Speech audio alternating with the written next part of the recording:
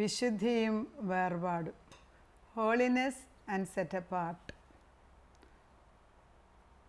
വിശുദ്ധി എന്ന് പറയുമ്പം കേൾക്കുമ്പം സത്യം പറഞ്ഞാൽ നമുക്കെല്ലാവർക്കും ഒരല്പം ഭയം കൂടെ കടന്നു വരും. ഈ ലോക ജീവിതത്തിൽ എത്ര വിചാരിച്ചാലും ദൈവം ഉദ്ദേശിക്കുന്ന തരത്തിലുള്ള വിശുദ്ധരാകുമോ എന്നുള്ള ഭയം നമുക്കെല്ലാവരുടെ ഉള്ളിൽ കടന്നു വരും. വിശുദ്ധി എന്ന ഈ ഒരു ടോപ്പിക്ക് എടുക്കുന്നതിൽ ഇതിന് ഏകദേശം 4-5 സെഷൻസ് എടുത്താലേ ഇത് തീരത്തുള്ളൂ. പക്ഷെ വളരെ അതിപ്രധാനമായ ഒരു ദൈവത്തിൻ്റെ ഒരു കൽപ്പനയാണ്, be holy as I am holy. ഞാൻ വിശുദ്ധനായിരിക്കുന്നത് പോലെ നിങ്ങളും വിശുദ്ധരായിരിക്കുവിൻ. ദൈവം വിശുദ്ധനായിരിക്കയാൽ നമ്മളും വിശുദ്ധരായിരിക്കണം. നമ്മുടെ ദൈവം വിശുദ്ധനാണ്. അതുകൊണ്ട് ആ ഒരു സ്വഭാവം മാറ്റി നമ്മുടെ ദൈവത്തിന് പ്രവർത്തിക്കാൻ ഒക്കത്തില്ല. അതുകൊണ്ട് ദൈവം പറയുന്നു be holy as I am holy. ഒരു കമാൻഡ് അല്ലെങ്കിൽ ഓർഡർ, ദൈവത്തിൻ്റെ ഓർഡർ. സ്വർഗവും ഭൂമിയും ഭൂതലവും സൃഷ്ടിച്ചതായ രാജാധിരാജാവിൻ്റെ ഓർഡറാണ്. പക്ഷെ പല മനുഷ്യരതങ്ങ് മറന്നുപോയി. പല സ്ഥാപനങ്ങളിലും വിശുദ്ധമാണെന്നും പറഞ്ഞ് ഓരോരുത്തർ തുടങ്ങിക്കഴിയുമ്പോഴേ അറിയാഞ്ഞോ അറിയാതെയോ അതിനകത്ത് മ്ലേച്ഛത കയറി വരും. കാരണം ഉറവ ശരിയല്ലെങ്കിൽ അതിനകം ശരിയാകത്തില്ല. ദൈവം തമ്പുരാൻ പറയുന്നു, ഞാൻ വിശുദ്ധനാകിയാൽ നിങ്ങളും വിശുദ്ധരാകണം. വിശുദ്ധനാകുന്ന ഒരാൾക്ക് മാത്രമേ അത് പറയാൻ സാധിക്കത്തുള്ളൂ. ഈ ഒരു ഓർഡർ അല്ലെ ഒരു കമാൻഡ്മെൻറ്റ് ദൈവം തന്നിട്ട് ദൈവം തമ്പുരാൻ അത്ര നിഷ്ഠയായിട്ടിത് പറഞ്ഞിട്ട് ഇപ്പം വിശ്വാസികളുടെ ഇടയ്ക്ക് പലർക്കും അത് ഇല്ലാതായിട്ടുണ്ടോ എന്ന് ചിന്തിക്കേണ്ടിയിരിക്കുന്നു. അതുകൊണ്ടാണ് ഇതിനെക്കുറിച്ചൊരു ഡീറ്റെയിൽഡ് ആയിട്ടൊരു സ്റ്റഡി എടുക്കാൻ ദൈവം എന്നെ ഈ പ്രാവശ്യം അനുവദിക്കുന്നതിന് ദൈവത്തിന് നന്ദി പറഞ്ഞുകൊണ്ട് തുടങ്ങിയാണ്. Lord help me to talk about your holiness. ദൈവം വിശുദ്ധൻ. എവിടെയാണ് അത് വേദപുസ്തകത്തിൽ എഴുതിയിരിക്കുന്നത്? കർത്താവ് വരുന്ന ലേവ്യ പുസ്തകത്തിലാണ് വിശുദ്ധിയെക്കുറിച്ച് ആദ്യമേ ഡീൽ ചെയ്യുന്ന ഭാഗം. ദൈവം വിശുദ്ധനാണെന്നുള്ളത് ദൈവത്തിനറിയാം. പക്ഷെ മനുഷ്യനെ മനസ്സിലാക്കാൻ വേണ്ടി ദൈവം തമ്പുരാൻ തന്നെത്താനെ പറയുന്ന ലേവ്യ പുസ്തകം 11:44-45 വാക്യം. ഞാൻ നിങ്ങളുടെ ദൈവമായ യഹോവ ആകുന്നു. ഞാൻ വിശുദ്ധനാകിയാൽ നിങ്ങൾ നിങ്ങളെ തന്നെ വിശുദ്ധീകരിച്ച് വിശുദ്ധന്മാരായിരിക്കണം. ഭൂമിയിൽ ഇഴയുന്ന യാതൊന്നും ഇഴജാതിയാലും നിങ്ങളെ തന്നെ അശുദ്ധമാക്കരുത്. ഞാൻ നിങ്ങൾക്ക് ദൈവമായിരിക്കേണ്ടതിന് നിങ്ങളെ മിസ്രയീം ദേശത്തു നിന്ന് പുറപ്പെടുവിച്ചു എന്ന യഹോവയാകുന്നു. ഞാൻ വിശുദ്ധനാകിയാൽ നിങ്ങളും വിശുദ്ധരായിരിക്കണം. ലേവ്യ പുസ്തകത്തിനകത്ത് വ്യക്തമായിട്ട് പറഞ്ഞു, I am the Lord who brought you out of Egypt I want to be your God. So therefore be holy because I am holy. ഞാൻ വിശുദ്ധനാണെന്ന് ദൈവം വീണ്ടും വീണ്ടും പറയുന്നതിൻ്റെ ഉദ്ദേശം എന്താണെന്ന് ചോദിച്ചാൽ, ദൈവത്തിൻ്റെ എല്ലാ സ്വഭാവവും ദൈവ മക്കൾക്ക് കാണണമെന്ന് ദൈവം ആഗ്രഹിക്കുന്നു. നമ്മുടെ കുടുംബങ്ങളിലെ ചില ചിട്ടകൾ നമ്മൾ വയ്ക്കും. അപ്പനമ്മമാർ എങ്ങനെയാണ് മക്കളെ വളർത്തുന്നത് അതുപോലെയാണ് അവരുടെ സ്വഭാവം രൂപാന്തരപ്പെടുന്നത്. അപ്പനിലുള്ള സ്വഭാവമാണ് മക്കളിൽ കടന്നു വരുന്നത്. അതുപോലെ തന്നെ ഉടയവനായ ദൈവം പറയുകയാണ്, ഞാൻ വിശുദ്ധനാണ്, നിങ്ങളും വിശുദ്ധരായി ഇരിക്കുവാൻ പരിശ്രമിക്കണം. ദൈവത്തിന് നമ്മുടെ കോഓപ്പറേഷൻ ഇതിനകത്ത് ആവശ്യമുണ്ട്. കർത്താവ് വിശുദ്ധനായിരിക്കുന്നത് ദൈവത്തെക്കുറിച്ച് പറയുമ്പോൾ വളരെ നിർബന്ധമായിട്ടും ഏക മനസ്സിൽ ഇത് കേൾക്കാൻ ദൈവം ആഗ്രഹിക്കും. ദൈവത്തിൻ്റെ വിശുദ്ധിയെക്കുറിച്ച് എവിടെയെല്ലാമാണ് ദൈവം ആരെയെന്നും ദൈവത്തിൻ്റെ വിശുദ്ധി എന്തെന്നും നമ്മളറിയാതെ നമുക്ക് വിശുദ്ധിയെക്കുറിച്ച് തിങ്ക് ചെയ്യാനൊക്കത്തില്ല. അപ്പോൾ യെശയ്യാ പ്രവാചകൻ 6-ാം അധ്യായത്തിൽ വ്യക്തമായിട്ടും ദൈവത്തിൻ്റെ വിശുദ്ധിയെക്കുറിച്ച് ദൈവം ആരെന്നും ദൈവത്തിൻ്റെ മഹത്വം എന്തെന്നും വ്യക്തമായിട്ട് കാണിക്കുകയാണ്. യെശയ്യാ 6 ഇങ്ങനെയാണ് പറയുന്നത്, ഉസിയാ രാജാവ് മരിച്ച ആണ്ടിൽ കർത്താവ് ഉയർന്നും പൊങ്ങിയുമുള്ള സിംഹാസനത്തിൽ ഇരിക്കുന്നത് ഞാൻ കണ്ടു. ദൈവം ഇന്നും സിംഹാസനത്തിൽ തന്നെയാണ് ഇരിക്കുന്നത്. വനവസ്ത്രത്തിൻ്റെ വിളിമ്പുകൾ മന്ദിരത്തെ നിറച്ചിരുന്നു. സാറാഫുകൾ അവന് ചുറ്റും നിന്ന്, ഓരോരുത്തന് 6 ചിറകുകളുണ്ടായിരുന്നു. സാറാഫുകൾ എന്ന് പറയുമ്പം ദൈവത്തിൻ്റെ ബേണിങ് ഏഞ്ചൽസാണ്. ഒരു തീയാണ് ഇറക്കിക്കൊണ്ട് അവർ ദൈവത്തിൻ്റെ ചുറ്റും ചിറകടിച്ച് പറക്കുകയാണ്. 2 കൊണ്ട് അവർ മുഖം മൂടി, 2 കൊണ്ട് കാൽ മൂടി, 2 കൊണ്ട് പറന്നു. ഒരുത്തനോട് ഒരുത്തൻ, സൈന്യങ്ങളുടെ യഹോവ പരിശുദ്ധൻ പരിശുദ്ധൻ പരിശുദ്ധൻ, സർവ്വഭൂമിയും അവൻ്റെ മഹത്വം കൊണ്ട് നിറഞ്ഞിരിക്കുന്നതെന്ന് ആർത്ത് പറഞ്ഞു. സർവ്വഭൂമിയും കേൾക്കത്തക്ക വിധത്തിൽ സറാഫുകളിൽ നിന്ന് ദൈവദൂതന്മാർ 6 ചിറകുള്ളവർ ഇസ്രാപ്പികളെ കണ്ട യെശയ്യാ എന്നൊക്കെ ഈ മെയിൻ ലൈൻ ചർച്ചിൽ പാടും. 6 ചിറകുകൾ, 2 ചിറകുകൊണ്ട് അവരുടെ കാലുകൾ മൂടി, 2 ചിറകുകളുടെ മുഖം മൂടി, 2 ചിറകുകൊണ്ട് പറന്നുയർന്ന് പരിശുദ്ധൻ നീ പരിശുദ്ധൻ എന്ന് വിളിച്ചു പറയും. എല്ലാ കുർബാനയിലും ഇത് കേൾക്കാവുന്ന ഒരു പാട്ടാണ്. അത് ഒരു പുതിയ ദൂതല്ല, ഇത് വേദപുസ്തകത്തിൽ പണ്ട് തൊട്ടുള്ള എല്ലാ സഭകളിലും പറയുന്നതാണ്. അപ്പം ഇവിടെ പുതിയ സഭകളിൽ നമ്മൾ പരിശുദ്ധൻ പരിശുദ്ധൻ പരിശുദ്ധൻ എന്ന് വാഗൊണ്ട് പറയുന്നു, പഴയ സഭകളിൽ പാട്ടായിട്ട് പറയുന്നു. എല്ലാം ദൈവത്തെ സ്തുതിക്കുന്നത് തന്നെ. അപ്പം ദൈവം പരിശുദ്ധൻ പരിശുദ്ധൻ പരിശുദ്ധൻ എന്ന് നമ്മൾ പറഞ്ഞുകൊണ്ടിരിക്കുമ്പോൾ, ദൈവത്തിൻ്റെ പരിശുദ്ധി സ്വർഗത്തിൽ മുഴുവൻ സമയം പറയുമ്പോൾ അവിടെ പരിശുദ്ധി വർദ്ധിക്കുകയാണ്. അതാണ് പരിശുദ്ധിയുടെ ഒരു അറ്റ്മോസ്ഫിയർ അവിടെ വർദ്ധിപ്പിക്കുകയാണ്. ദൈവം പരിശുദ്ധൻ തന്നെ, പക്ഷെ കർത്താവിൻ്റെ വചനത്തിൻ്റെ ശക്തിയും കൂടാണ് അവിടെ കാണിക്കുന്നത്. നമ്മൾ ഇത്രമാത്രം ദൈവം പരിശുദ്ധൻ പരിശുദ്ധൻ പരിശുദ്ധൻ എന്ന് പറയുമ്പോൾ നമ്മളുടെ ചുറ്റും ആ പരിശുദ്ധി വ്യാപരിക്കും. കഴിഞ്ഞ ഒരു ദിവസം ഞാൻ ഈ വിഷയത്തെക്കുറിച്ച് ഒരു സഭയിൽ പ്രസംഗിക്കാനിടയായി. അവിടെ അന്ന് തീരെ കഴിവില്ലാതെ, അതായത് 2 കാലിനും പ്രയാസമുള്ള ഒരു വ്യക്തി അവിടെ ഇരിപ്പുണ്ടായിരുന്നു. അടുത്ത കാലത്ത് യേശുവിനെ കണ്ട ഒരു വ്യക്തിയാണ്. ആ മനുഷ്യൻ ഒരാഴ്ച കഴിഞ്ഞപ്പോൾ എന്നോട് പറയുന്നു, ഞാൻ എപ്പോഴും ഇപ്പോൾ പരിശുദ്ധൻ ദൈവം പരിശുദ്ധൻ ദൈവം പരിശുദ്ധൻ എന്ന് പറഞ്ഞുകൊണ്ടാണ് ഇരിക്കുന്നത്. എനിക്കതുകൊണ്ട് വലിയൊരു എൻ്റെ ഉള്ളിലെ അഴുക്ക് ചിന്തകളെല്ലാം തന്നെ മാറാൻ തുടങ്ങിയെന്ന്. ഒരു തിയോളജിയും അറിയാൻ വയ്യാത്ത ഒരു വ്യക്തി വചനം കേട്ട് കഴിഞ്ഞപ്പോൾ പരിശുദ്ധൻ പരിശുദ്ധൻ പരിശുദ്ധൻ എന്ന് വിളിച്ചു പറയുമ്പോൾ കുറച്ച് പരിശുദ്ധി നമ്മുടെ മേലും വീഴും. കാരണം നമ്മൾ പറയുന്ന വിത്താണല്ലോ കിളുക്കാൻ പോകുന്നത്. അങ്ങനെ അത് ഏറ്റെടുത്ത് പറയുന്നത് കേൾക്കുക തന്നെയല്ല, ആ മനുഷ്യൻ്റെ മുഖത്ത് ഒരാഴ്ച കൊണ്ട് നല്ല വ്യത്യാസം ഞാൻ കണ്ടു. ദൈവത്തിൻ്റെ ശോഭ അല്ലെങ്കിൽ പ്രകാശം. ആ മനുഷ്യനറിയുന്നോ ഇല്ലയോ എന്ന് എനിക്കറിഞ്ഞുകൂടാ. മോശ 40 ദിവസം സിനായ് മലയുടെ മുകളിൽ പോയിരുന്നു. ദൈവത്തെ അഭിമുഖമായിട്ട് കണ്ടു. ദൈവത്തിൻ്റെ മുഖത്തിൻ്റെ പ്രതിച്ഛായ മോശയുടെ മേൽ വീണതിനാൽ 40 ദിവസം കഴിഞ്ഞ് മോശ തിരിച്ച് ഇറങ്ങി വരുമ്പോൾ മോശയുടെ മുഖം തേജസ് കൊണ്ട് വിളങ്ങി, സൂര്യനെ പോലെ തിളങ്ങിയെന്നാണ് പറയുന്നത്. അപ്പം നമ്മൾ എത്രമാത്രം ദൈവത്തിൻ്റെ വിശുദ്ധിയെക്കുറിച്ച് പറയുന്നുവോ അത്രമാത്രം നമ്മളിലും ദൈവത്തിൻ്റെ വിശുദ്ധി പകരുവാൻ ദൈവം ആഗ്രഹിക്കുകയാണ്. ഒന്നും പറയാൻ അറിയത്തില്ല എങ്കിലും, വേദപുസ്തകം എന്താണെന്ന് പോലും അറിയാൻ വയ്യാത്തൊരു വ്യക്തിയാണെങ്കിലും ഞാൻ ഇന്ന് പറയുന്നു, ഇംഗ്ലീഷിലാണെങ്കിൽ ദൈവമേ thou are holy, you are holy holy holy എന്ന് പറഞ്ഞുകൊണ്ടിരിക്കുക. മലയാളത്തിലാണെങ്കിൽ നീ പരിശുദ്ധൻ പരിശുദ്ധൻ അതിപരിശുദ്ധൻ പരിശുദ്ധൻ എന്ന് പറഞ്ഞുകൊണ്ടിരിക്കുക. ഒരാഴ്ച അത് മാത്രം പറഞ്ഞുകൊണ്ടിരുന്നാൽ തന്നെ നിങ്ങളുടെ പല ബന്ധനങ്ങൾ വഴിയും നിങ്ങളെ ദൈവത്തിൻ്റെ കാഴ്ചപ്പാടിലേക്ക് കടന്നു വരാൻ ദൈവം അനുവദിക്കും.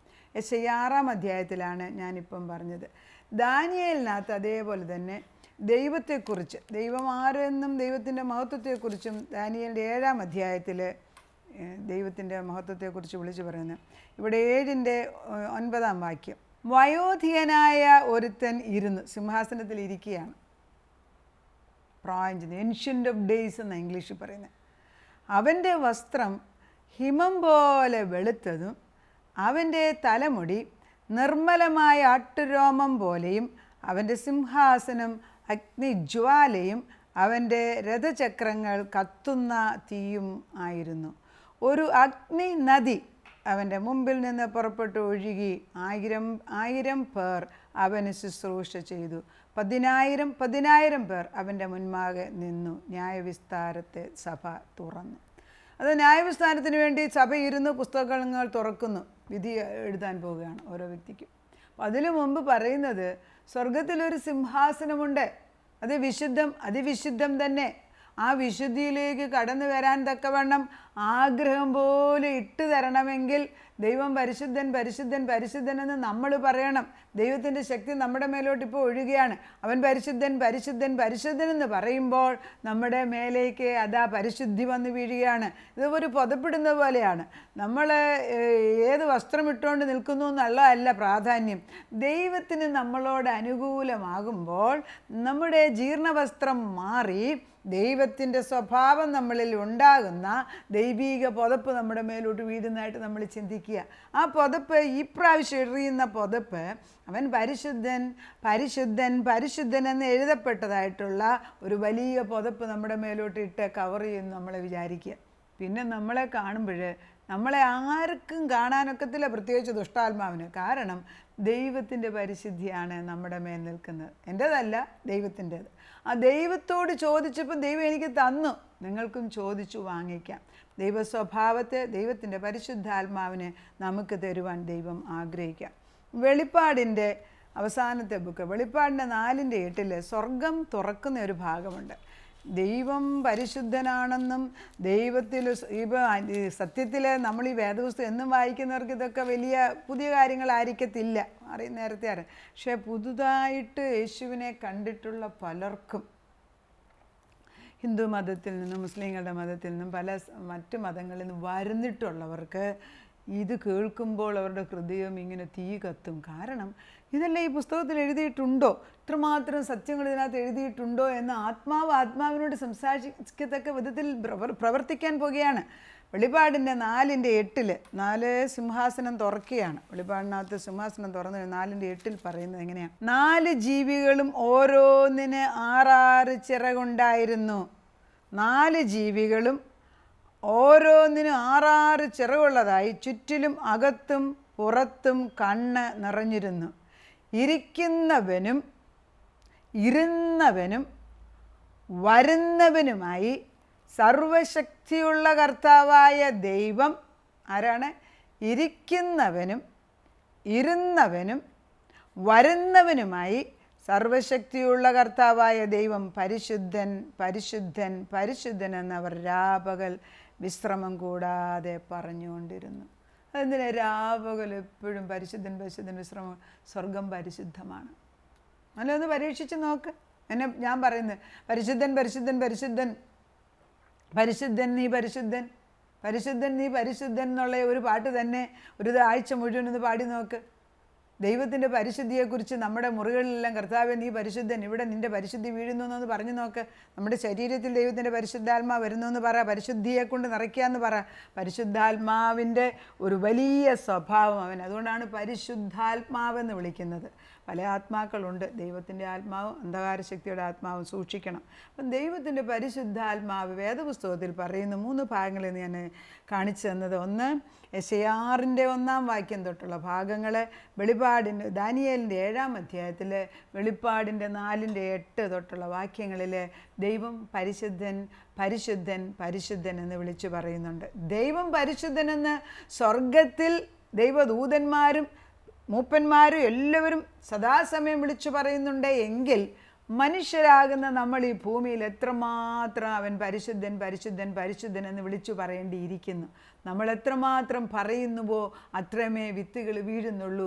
ആ വിത്തുകൾ വീണിട്ട് നിറച്ച് പരിശുദ്ധിയുള്ള പൂക്കൾ, ദൈവത്തിൻ്റെ വിശുദ്ധമായ ഒരു അറ്റ്മോസ്ഫിയർ നിങ്ങളുടെ ഭവനത്തിലും നിങ്ങളുടെ ഹൃദയത്തിലും നിങ്ങളുടെ മക്കളിലും ഇട്ടു തന്ന് അല്ലെങ്കിൽ വളർത്തുവാൻ ദൈവവചനത്തിനെ സാധിക്കത്തുള്ളൂ. ആ ദൈവവചനം ഇതാ ഞാൻ അയച്ചു തരികയാണ്. പുതിയ നിയമത്തിൽ 1 പത്രോസ് 1:13 ഇങ്ങനെ വായിക്കുന്നുണ്ട്, therefore prepare your minds for action. Ready ആയിക്കൊള്ളാൻ പറയാണ്. therefore prepare your minds for action, be self-controlled, set your hope fully on the grace to be given to you when Jesus Christ is revealed.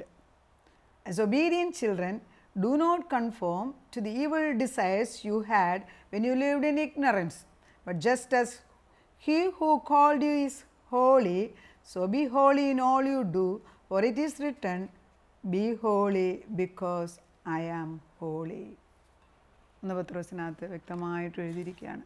1 പത്രോസിലെ 1:13 വാക്യം തൊട്ടാണ് ഞാനിപ്പം വായിച്ചത്. ഇതൊക്കെ വളരെ പ്രധാനപ്പെട്ട വാക്യങ്ങളായതുകൊണ്ട് സമയം എടുത്ത് മനസ്സിലാക്കേണ്ടതുണ്ട്. ധൃതി പിടിച്ച് പറഞ്ഞു തരാൻ പ്രയാസമാണ്, പക്ഷെ സമയം എടുത്ത് തന്നെ നിങ്ങൾ മനസ്സിലാക്കണമെന്ന് ഞാൻ ആഗ്രഹിക്കുകയാണ്. 13 വാക്യത്തിൽ 1 പത്രോസ് 1:13 ഇങ്ങനെ വായിക്കുന്നുണ്ട്, ആകയാൽ നിങ്ങളുടെ മനസ്സ് ഉറപ്പിച്ച് നിർമ്മലരായി യേശുക്രിസ്തുവിൻ്റെ പ്രത്യക്ഷതയെങ്കിൽ നിങ്ങൾക്ക് വരുവാനുള്ള കൃപയിൽ പൂർണ്ണ പ്രത്യാശ വെച്ചുകൊള്ളുവീൻ.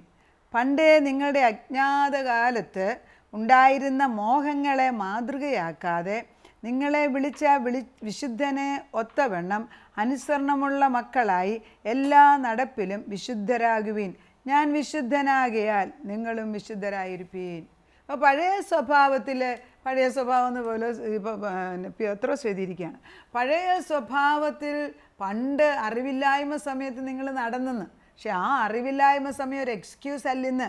ഇന്ന് ഞാൻ പറയുന്നു, ദൈവത്തിൻ്റെ വചനം നിങ്ങളുടെ മുമ്പിൽ നിൽക്കുകയാണ്. ദൈവത്തിൻ്റെ പരിശുദ്ധാത്മാൽ വിശുദ്ധരായിട്ട് ജീവിക്കാൻ. വേറൊരു വാക്യം 1 പത്രോസിനകത്തുണ്ട്, ഈ 18-ാം വാക്യം. 1 പത്രോസ് 1:15. ഇതിലൊക്കെ വളരെ അനുഗ്രഹിക്കപ്പെട്ട വാക്യങ്ങളെല്ലാം നിറഞ്ഞ സ്വത്താണ്. ഇതിനകത്തെല്ലാം സമ്പത്തുകളുടെ ഒരു നിറവാണ് ഇതിനകത്ത് നിൽക്കുന്നത്. വ്യർത്ഥവും പിതൃപാരമ്പര്യവുമായുള്ള നിങ്ങളുടെ നടപ്പിൽ നിന്ന് നിങ്ങളെ വീണ്ടെടുത്തിരിക്കുന്നത് പൊന്നെ വെള്ളി മുതലായ അഴിഞ്ഞു പോകുന്ന വസ്തുക്കളെ കൊണ്ടല്ല, ക്രിസ്തു എന്ന നിർദോഷവും നിഷ്കളങ്കവുമായ കുഞ്ഞാടിൻ്റെ വിലയേറിയ രക്തം കൊണ്ടത്രേ എന്നറിവീൻ. നമ്മൾ അറിയണം, ഹോളി അല്ലാതെ അശുദ്ധമായിട്ട് നമ്മൾ പാപികളായിരുന്നപ്പോൾ തന്നെ നമ്മളുടെ പാപത്തിൻ്റെ പരിഹാരമായിട്ട് അവൻ രക്തം ചൊരിഞ്ഞതിനാൽ അവൻ നമ്മളെ വീണ്ടെടുത്തത് അവൻ്റെ വിശുദ്ധ രക്തം കൊണ്ടാണ്. മൃഗങ്ങളുടെ രക്തം കൊണ്ടല്ല ഇവിടെ വീണ്ടെടുത്തത്, ദൈവത്തിൻ്റെ പുത്രനായ യേശു ക്രിസ്തുവിൻ്റെ വിശുദ്ധ രക്തം കൊണ്ട്. അതുകൊണ്ട് രക്തം കൊണ്ട് വീണ്ടെടുക്കപ്പെട്ട നമ്മൾ വിശുദ്ധരായി മാറാൻ പോവുകയാണ്. അതുപോലെ തന്നെ വേറൊരു വാക്യത്തിൽ പറയുന്നുണ്ട്, 23-ൽ 1 പത്രോസ് 1:23, കാതലായ ചില വാക്യങ്ങളാണ്. കെടുന്ന ബീജത്താലല്ല, കെടാത്തതിനാൽ ജീവനുള്ളതും നിലനിൽക്കുന്നതുമായ ദൈവവചനത്താൽ തന്നെ നിങ്ങൾ വീണ്ടും ജനിച്ചിരിക്കുന്നു. വചനമെന്നും നിലനിൽക്കുന്ന കെടുന്ന ബീജമല്ല ഇവിടെ ഞാൻ പറഞ്ഞു തരുന്നത്, കെടാത്ത ബീജം. ഈ കെടാത്ത ബീജത്താൽ നിങ്ങളെ വീണ്ടും ജനിച്ചിരിക്കുകയാണ്. വീണ്ടും നിങ്ങൾക്കൊരു പുതിയ ജീവൻ ദൈവം തന്നിരിക്കുക. അങ്ങനെ അതിപരിശുദ്ധനായ ദൈവത്തെക്കുറിച്ച്, ദൈവം പരിശുദ്ധനാണെന്ന് വേദപുസ്തകത്തിൽ വ്യക്തമായിട്ട് എഴുതിയിട്ടുണ്ടെങ്കിൽ അവനൊരു വലിയ ആഗ്രഹമുണ്ട്, തൻ്റെ മക്കളും വിശുദ്ധരാകണമെന്ന്. നമുക്ക് വിശുദ്ധരാകണമെന്നുള്ള, ഇപ്പോൾ ചെറുപ്പക്കാരോട് ബി ഹോളി, സെറ്റപ്പാട്ട് എന്നൊക്കെ പറയും, വിശുദ്ധി വേർപാടെന്നൊക്കെ പറയുമ്പോൾ നമ്മൾ ചെറുപ്പം യങ്സ്റ്റേഴ്സിനോട് പ്രത്യേകിച്ചും പറയും, oh no no no, it is unattainable, അതെനിക്ക് വേണ്ട. ബിക്കോസ് അവരുടെ ഉദ്ദേശം വിശുദ്ധി എന്ന് പറയുമ്പം പാപമേ ഇല്ലാത്ത ഒരു സ്റ്റേജാണ് അവർ ഉദ്ദേശിക്കുന്നത്. അതേതായാലും ഈ ഭൂമിയിൽ വെച്ച് അൺഅറ്റൈനബിളാണ്, എന്നാൽ പിന്നെ അതിൻ്റെ അടുക്ക കൂടെ പോകണ്ട, അങ്ങനെയാണ് ഒരു എക്സ്ക്യൂസ് പറയുന്നത്. അത് ശരിയായ വിധത്തിൽ സത്യം പറഞ്ഞാൽ അങ്ങനെ ചിന്തിക്കാൻ അത് ക്ലിയർ അല്ല. കാരണം വിശുദ്ധൻ എന്ന് പറയുമ്പം നമ്മൾ ചെറുപ്പക്കാർ ആയിരിക്കും അത് വല്ല മീസിൽസോ അല്ലെങ്കിൽ വല്ല ചിക്കൻ പോക്സോ പിടിച്ച് അസുഖമായിട്ട് പിടിച്ച് ആശുപത്രിയിൽ ഒരു മുറി കൊണ്ട് അടച്ചിട്ടിരിക്കുന്നവരെ പോലെ, സെറ്റപ്പാർട്ട് അല്ലെങ്കിൽ മങ്കിനെ പോലെ, അതായത് സന്യാസിമാരെ പോലെ 24 മണിക്കൂറും ഒരു മുറിക്കകത്ത് അടച്ചിരുന്ന് ഭജിച്ചുകൊണ്ടിരിക്കുന്ന, that is aloof from the society. അതാണോ വിശുദ്ധി കൊണ്ട് ഉദ്ദേശിക്കുന്നത് ദൈവം? അല്ല. ഞാനൊരു സത്യം പറയാം, എത്ര വിശുദ്ധനെന്നും പറഞ്ഞ് ഒരു മുറിക്കകത്ത് പോയി ഒരാളെ അടച്ചിട്ട് ഹോളിയാണെന്നും പറഞ്ഞ് എന്ത് പറഞ്ഞു പറഞ്ഞാലും അവർ ജപിച്ചുകൊണ്ടിരുന്നാലും പുറത്തിറങ്ങുമ്പോൾ അവനവൻ്റെ പഴയ സ്വഭാവം തന്നെ കാണിക്കും. അകത്തും അവൻ്റെ അവസരം കിട്ടിയാൽ ആ പഴയ സ്വഭാവം കാണിക്കും. Because he has that old character in him. ആ വ്യക്തിയുടെ സ്വഭാവം അല്ലത്, ആ വ്യക്തിയിലുള്ള ജഡസ്വഭാവം. അയാൾ എത്ര വിചാരിച്ചാലും, ആ വ്യക്തി ആ സ്ത്രീയോ പുരുഷനോ എത്ര വിചാരിച്ചാലും അതിന് അവസരം കിട്ടുമ്പോൾ അത് കിളുക്കും. അതൊരു സാധാരണ കാര്യമാണ്. അതുകൊണ്ടാണ് ദൈവം പറയുന്നത്, എൻ്റെ വിശുദ്ധി ഇവിടെ വ്യത്യാസമുണ്ട്. Not to be locked up in a room, ആ മുറിക്കകത്ത് പോയി 24 മണിക്കൂർ അടച്ച് പ്രാർത്ഥിക്കുകയല്ല. It has to integrate with the society. നമ്മൾ ജീവിക്കുന്ന സമൂഹത്തിലേക്ക് ഇറങ്ങിച്ചെന്ന് തൻ്റെ വിശുദ്ധിയിൽ നിന്ന് പ്രവർത്തിക്കുവാനുള്ള ശക്തി പ്രാപിക്കാനാണ് ദൈവം വിശുദ്ധിയെ നമുക്ക് തരുന്നത്. മോശ 40 ദിവസം മലയുടെ മുകളിൽ പോയി ഇരുന്നേച്ച് തിരിച്ചു വന്നപ്പോൾ മോശയ്ക്ക് ദൈവത്തിൻ്റെ വിശുദ്ധിയെ പകർന്നു കൊടുക്കാൻ ഒത്തത്, അല്ലെങ്കിൽ ദൈവത്തിൻ്റെ മഹത്വത്തെ കാണിക്കാൻ ഒത്തത്, because he spend some time with the presence of the living God, ദൈവത്തിൻ്റെ സന്നിധിയിൽ. അതുകൊണ്ടാണ് ഞാൻ പറയുന്നത്, വിശുദ്ധി ആഗ്രഹിക്കുന്ന ഏതൊരു വ്യക്തിയും നേരം വെളുത്ത് എഴുന്നേൽക്കുമ്പോൾ തന്നെ നമ്മുടെ 3 ഘടകങ്ങൾ, ദേഹം, ദേഹി, ആത്മാവ്, ഇത് 3ലും കർത്താവെ നിൻ്റെ ആത്മാവിനെ കൊണ്ട് നിറയ്ക്കണമേ, നിൻ്റെ പരിശുദ്ധാത്മാവിനെ എൻ്റെ ഉള്ളിൽ നിറയ്ക്കണമേ, നിൻ്റെ സ്വഭാവമാവുന്ന വിശുദ്ധി, നീ പരിശുദ്ധനാകിയാൽ എനിക്ക് ഈ പരിശുദ്ധമായ സ്വഭാവം ഇട്ടുതരണമേ എന്ന് നമ്മൾ ദൈവത്തോട് ചോദിക്കേണ്ടത് ആവശ്യമുണ്ട്. ദൈവം പറയുന്നത്, ദൈവത്തിൻ്റെ വചനമനുസരിച്ച് പിതാവാണ് നമ്മളുടെ സ്വർഗത്തിലെ പിതാവ്, യേശുവിൻ്റെ അപ്പൻ, അതായത് 3 പേരാണ്, പിതാവ്, പുത്രൻ, പരിശുദ്ധാത്മാവ്. ദൈവം പിതാവാണ്, തോട്ടക്കാരൻ ക്രിസ്തു വിത്താണ്. ദൈവത്തിൻ്റെ വിത്ത് നമ്മുടെ ഉള്ളിൽ കിടക്കുന്നുവെങ്കിൽ അതിന് യോജിച്ച ചെടിയെ കിളുത്ത് വരത്തുള്ളൂ. ദൈവത്തിൻ്റെ വിത്തല്ല നമ്മുടെ ഹൃദയത്തിൽ കിടക്കുന്നതെങ്കിൽ അതിന് പറ്റിയതേ കിളുക്കത്തുള്ളൂ. 1 യോഹന്നാൻ 3:9 ഇങ്ങനെ വ്യക്തമായിട്ട് എഴുതിയിട്ടുണ്ട്. 1 യോഹന്നാൻ 3:9 പറയുന്നത്, പിശാചിൻ്റെ പ്രവൃത്തികളെ അഴിപ്പാൻ തന്നെ ദൈവപുത്രൻ പ്രത്യക്ഷനായി. ദൈവത്തിങ്കൽ നിന്ന് ജനിച്ചവൻ ആരും പാപം ചെയ്യുന്നില്ല.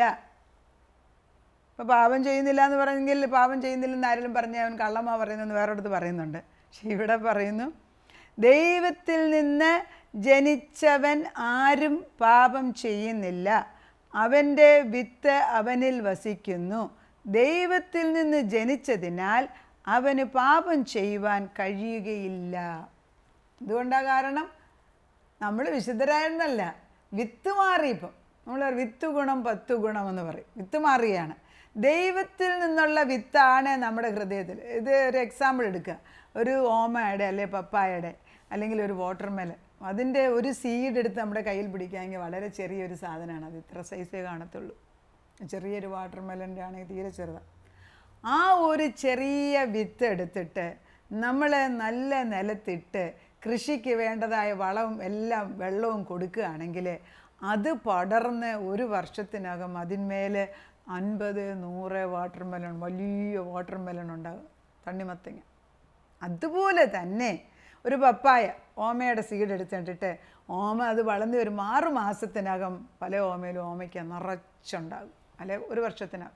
അപ്പോൾ ഒറ്റ വർഷത്തിനകം ഏത് വിത്താണ് നമ്മൾ ഇട്ടത് ആ വിത്തിനനുസരിച്ചതായിട്ടുള്ള ഫലം കായ്ക്കുന്ന ചെടിയാണ് ഉണ്ടാകുന്നത്. ഇപ്പം ഞാൻ പറയുന്നു, ദൈവത്തിൻ്റെ പുത്രനിൽ നിന്ന് ലഭിച്ചതായ പരിശുദ്ധമായ വിത്തുകളാണ് ഞാൻ ഇട്ടു തരുന്നത് എങ്കിൽ ആ വിത്തിൽ നിന്ന് കിളുക്കുന്നതായ ചെടികൾക്ക് അല്ലെങ്കിൽ വൃക്ഷങ്ങൾക്ക് അതിനുത്തമമായ ഫലങ്ങൾ തന്നെ കായ്ച്ചു തരാനേ ഒക്കത്തുള്ളൂ. കാരണം ആ സീഡിനകത്ത് തന്നെ അതിൻ്റെ ഗുണം ഇട്ടാണ് കിളിപ്പിക്കുന്നത്. അപ്പോൾ ഏത് വിത്താണ് നമ്മുടെ ഹൃദയത്തിൽ ഇടുന്നത് ആ വിത്തിനനുസരിച്ച് നമുക്ക് പ്രവർത്തിക്കാനൊക്കത്തുള്ളൂ. വിത്ത് വിശുദ്ധമാണ് എങ്കിൽ നമ്മുടെ പ്രവൃത്തികളും വിശുദ്ധമാകുമെന്നുള്ളതിന് സംശയമില്ല.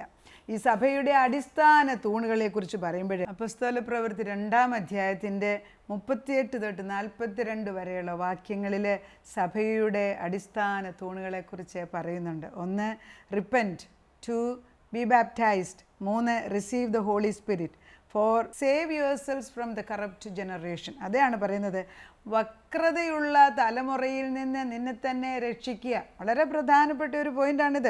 5 fellowship, 6 breaking of bread, 7 prayer.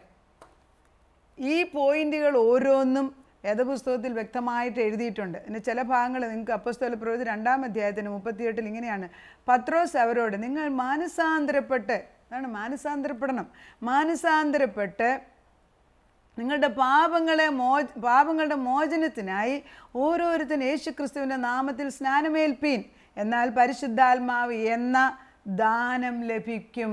ദൈവത്തിൻ്റെ ആത്മാവിനെ ലഭിക്കാൻ വ്യക്തമായിട്ടും ദൈവത്തിൻ്റെ ആത്മാവ് സൂക്ഷ്മമായിട്ട് പറഞ്ഞൊരു ഭാഗമാണിത്. വാഗ്ദത്തം നിങ്ങൾക്കും നിങ്ങളുടെ മക്കൾക്കും നമ്മുടെ ദൈവമായ കർത്താവ് വിളിച്ചു വരുത്തുന്ന ദൂരസ്ഥന്മാരെ ഏവർക്കും ഉള്ളതല്ലോ എന്ന് പറഞ്ഞു.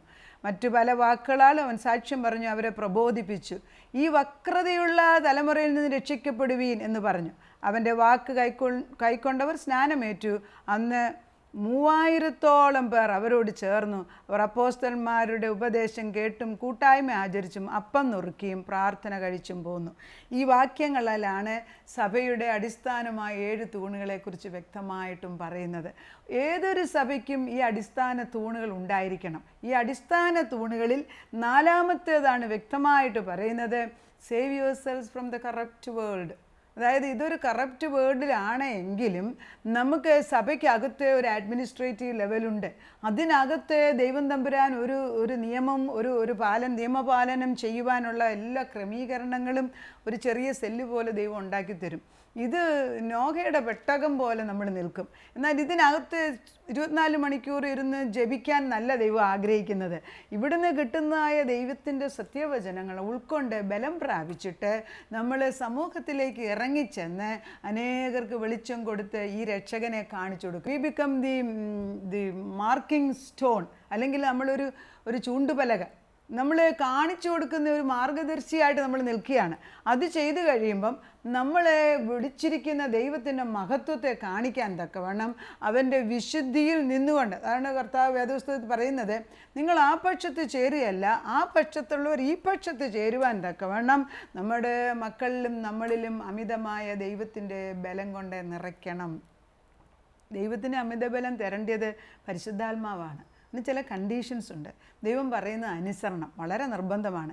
ദൈവം എന്തിനാണ് നമ്മളെ സെറ്റപ്പാർട്ട് ചെയ്യുന്നതെന്ന് ചോദിച്ചാൽ, ഉൽപ്പത്തിയിൽ അബ്രഹാമും ലോത്തും കൂടെ ഒന്നിച്ച് നടന്ന സമയത്ത് ദൈവം തമ്പുരാൻ പറഞ്ഞു, ലോത്തിനെ മാറ്റിയൊക്കത്തുള്ളൂ.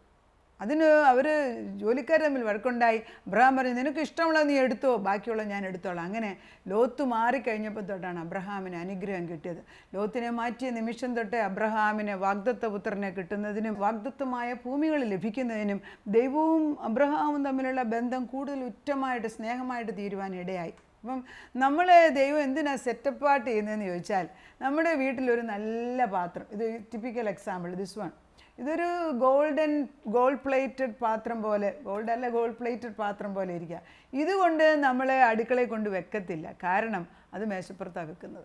അതുപോലെ ദൈവം വിളക്കിയെടുത്ത നമ്മളെ ഓരോരുത്തരെയും ദൈവത്തിന് ചേർന്ന സ്ഥലത്ത് ദൈവം ഇരുത്തിക്കൊള്ളും. ദൈവത്തിൻ്റെ വിശ്വസ്തതയാണ്. അവനാണ് നമ്മളെ വിളിച്ചതെങ്കിൽ നമ്മൾ വിശ്വസ്തയോട് അവന് വേണ്ടി നിൽക്കണം. നമ്മൾ വിശുദ്ധരാകാൻ അവൻ ആഗ്രഹിക്കുന്നു. നമുക്ക് പ്രാർത്ഥിക്കാം. കാരുണ്യവാനും ഞങ്ങളെ സ്നേഹിക്കുന്നവനുമായ ദൈവമേ, നീ വിശുദ്ധനാകുന്നത് പോലെ ഞങ്ങളും വിശുദ്ധരാകാൻ അവിടെ ഞങ്ങളോട് ആഹ്വാനം ചെയ്യുക തന്നെ. ഇറ്റ്സ് ആൻ ഓർഡർ, ഒരു ആജ്ഞയാണ്. അതനുസരിക്കാൻ ഞങ്ങൾക്ക് പ്രത്യേക കൃപ തരണമെന്ന് പ്രാർത്ഥിക്കുന്നു കർത്താവേ. നീ പറഞ്ഞിരിക്കുന്ന ഓരോ വാക്യങ്ങളും സത്യമാണ്. നല്ല വിത്ത് നല്ല സ്ഥലത്ത് വീണ 100% അതിന്മേൽ നല്ല ഫലമുണ്ടാകും. അതുകൊണ്ട് ഈ ഇടുന്ന വിത്തുകൾ ഓരോന്നും കേൾക്കുന്നവരുടെ ഹൃദയത്തിലും അടിയൻ്റെ കുടുംബത്തിലും അടിയൻ്റെ ഹൃദയത്തിലും ഇത് വളർന്ന് 1 വർഷത്തിനകം ധാരാളം വിളവെടുക്കാൻ തക്കവണ്ണം ഇടയാക്കണമെന്ന് പ്രാർത്ഥിക്കുന്നു. നാഥൻ്റെ മുമ്പിലേക്ക് ഈ പ്രാർത്ഥന അയക്കുമ്പോൾ അവിടുന്ന് ഉടമ്പടി പോലെ ഉത്തരം തരുന്നതിന് നന്ദിയോടെ സ്തോത്രം. അനേക മക്കൾക്ക് വിശുദ്ധ ജീവിതത്തിലേക്ക് എങ്ങനെയാണ് വിശുദ്ധ ജീവിതം ലഭിക്കുന്നത് എന്ന് അറിയത്തില്ല കർത്താവേ. ഞങ്ങളതിനെക്കുറിച്ച് പഠിക്കുമ്പോൾ അവിടുത്തെ പരിശുദ്ധാത്മാവിൻ്റെ ജ്ഞാനവും വിവേകവും ഞങ്ങളെ പഠിപ്പിക്കണമേ നാഥ. ഇത് അനേകർക്ക് വെളിച്ചമായി മാറുമ്പോൾ ഇരുളിൽ വലിയൊരു പ്രകാശമുണ്ടായതുപോലെ നിൻ്റെ ആത്മാവിനെ കൊണ്ട് ഞങ്ങളുടെ മേൽ നിറയ്ക്കണമേ എന്ന് പ്രാർത്ഥിക്കുന്നു. അനേകർക്ക് നിൻ്റെ വെളിച്ചം ഇപ്പോൾ തരുന്നതിനും നീ സ്വർഗത്തിൽ നിന്ന് ഇറങ്ങി വന്ന് ഞങ്ങളുടെ കൂടെ നിന്ന് പഠിപ്പിക്കുന്നതിനും നന്ദിയോടെ സ്തോത്രം. പഠിക്കുന്നതൊന്നും വൃഥാവാകത്തില്ലല്ലോ കർത്താവേ. എൻ്റെ കർത്താവിൻ്റെ സന്നിധിയിൽ ഏൽപ്പിച്ച് വിനയത്തോടും സ്നേഹത്തോടും കൂടെ ജീവിക്കാൻ അനേകം മക്കൾക്ക് പ്രകാശം പകരാൻ ഞങ്ങളെയും കേൾക്കുന്നവരെ ഇടയാക്കണമെന്ന് പ്രാർത്ഥിക്കുന്നു. പ്രാർത്ഥന കേട്ട് ഞങ്ങളെ അനുഗ്രഹിച്ചതിന് നന്ദിയോടെ സ്തോത്രം. യേശു ക്രിസ്തുവിൻ്റെ പൊന്നുനാമത്തിൽ തന്നെ ആമേൻ.